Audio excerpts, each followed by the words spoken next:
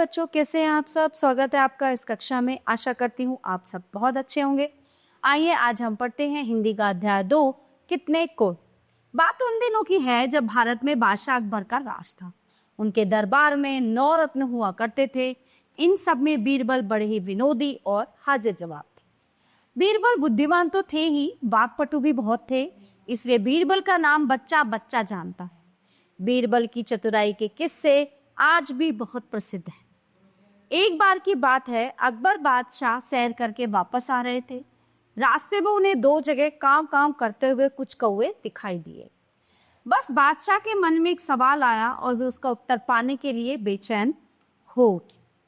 दरबार में आते ही अकबर ने दरबारियों से पूछा, हमारे दिल्ली शहर में कितने कौवे हैं? तो बादशाह के इस प्रश्न को सुनकर सभी दरबारी चकरा गए। सब एक दूसरे का मुंह देखने लगे। तभी उनको बीरबल दरबार में आते हुए दिखाई दिया। सबकी जान में जान है कि चलो अब ये कुछ उत्तर देगा। वे जानते थे कि यदि कोई बादशाह के इस प्रश्न का उत्तर दे सकता है तो वो बीरबल ही है। अकबर ने भी बीरबल को देखकर अपना प्रश्न दोहरा दिया, यानी कि फिर उसने दोबारा पूछा, बीरबल हमारे शहर दिल्ली में कितने कौवे हैं? इतना सुनते ही बीरबल ने उत्तर दिया, हुजूर दिल्ली में 1,50,907 कौवे हैं।